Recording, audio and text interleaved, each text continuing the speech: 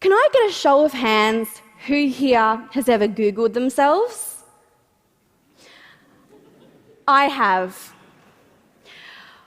But what started off as momentary curiosity very quickly turned into an almost 5-year horrific battle that almost ruined my life. I Google image reverse searched myself, a function of Google that allows you to upload an image and it shows you where it is on the internet. This is me at 17 years old, an innocent selfie I took before a party. Now, before I continue, I must point out that what I'm about to talk about is very confronting and graphic. But there's no way out. This is a very confronting issue. In a split second, my screen was flooded with that image and dozens more images of me that had been stolen from my social media on links connected to porn sites. On these sites, nameless, faceless sexual predators had published highly explicit sexual commentary about me and what they'd like to do to me. Cover her face and we'd fuck her body, one person wrote. They also published identifying information about me, where I lived, what I studied, who I was. But things got worse. I soon discovered that these sexual predators had doctored or photoshopped my face onto the bodies of naked adult actresses engaged in sexual intercourse, on solo shots of me being ejaculated on by 2 men. Sperm was edited onto my face. I was edited onto the cover of a porn DVD. Perpetrators had edited my images to give the effect that my blouse was transparent or see-through, so you could see my nipples. Perpetrators ejaculated on images of me, took photos of their sperm and penises on these images, and posted them onto porn sites. Come on printed pics is what they call it. Now, you might be wondering what sorts of images I posted on social media. This is me at around 19 at the Claremont Hotel, just a few suburbs away. And they superimposed that face into this. And things got worse. Nothing was off limits for these predators. They even posted an image with my little sister on these sites too. Now, you might be thinking, well, you do dress provocatively, even a little sexually suggestive, attention-seeking maybe. But just because a woman's body gets attention doesn't mean she's attention-seeking. And what is provocative anyway? What is sexually suggestive? In some parts of the world, showing your ankles is promiscuous, is provocative.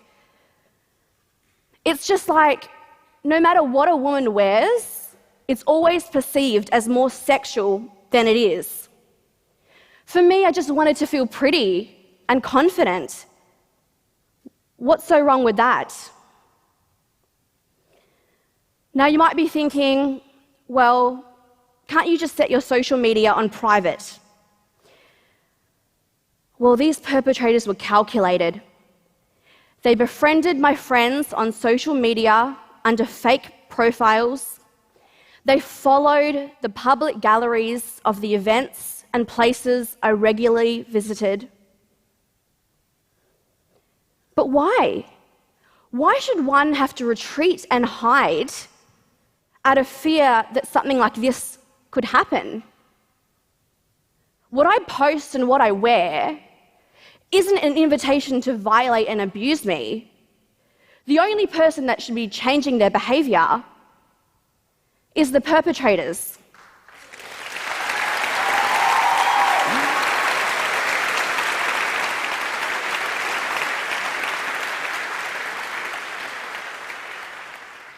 Now, you might be thinking, why me? Well, I'm just one of the thousands upon thousands of ordinary women who are being preyed upon in these mass-scale, horrific, online cultures, websites, and threads that are dedicated to sexually exploiting and doctoring ordinary images of women into porn.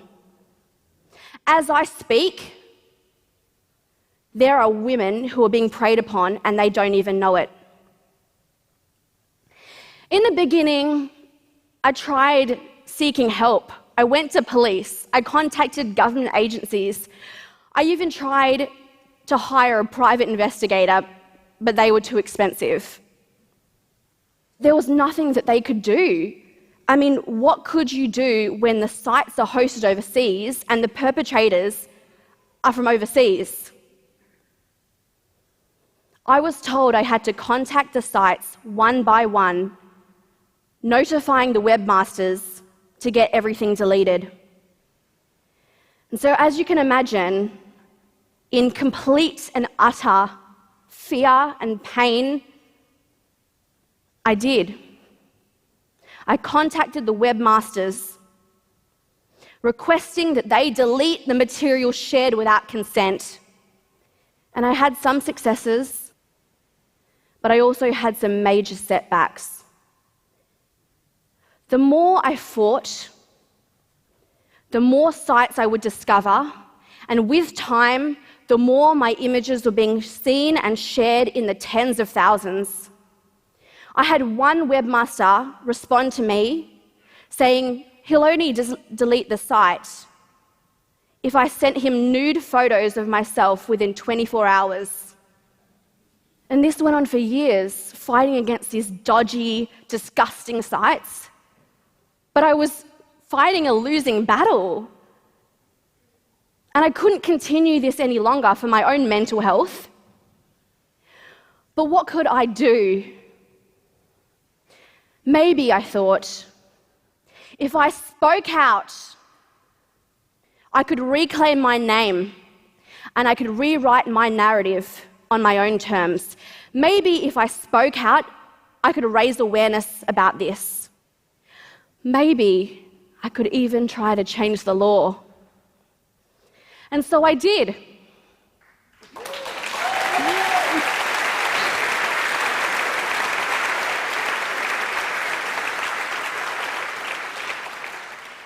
I spoke out publicly late last year, and news of my story reverberated around the world. But this was the response. She's a fat, ugly slut. She's a whore. She's an attention-seeking piece of trash. Feel flattered, baby, it's a compliment. I was victim-blamed and slut-shamed and told I was deserving of what happened to me. And quite frankly, that was more difficult for me to endure than my actual experiences of image-based abuse. But I couldn't let this criticism defeat me. I knew what the perpetrators had done was wrong, and I knew what they were doing to others was wrong. And so I petitioned. I sent out impassioned pleas for support, but it didn't work. I think I got like 330 signatures, and that was really disheartening. But I then contacted my state and federal MPs, and I was referred to the New South Wales Attorney General's Department, who were already in the process of drafting new laws to criminalise the non-consensual distribution of intimate images. Image-based sexual abuse. Some of you may know it as revenge porn. And soon I became a spokesperson, a public face for the new laws. But I must point out, I do not in any way, shape or form want to take credit for this change in the law. This is on the backs of cyber safety experts, of researchers, of the Attorney General's Department, of so many people who have fought for years. New South Wales was the first state in all the world to specifically include a provision on altering images. Something that happened to me, something you certainly don't hear about very often. And now ACT has also criminalised this, also with a provision on altered images.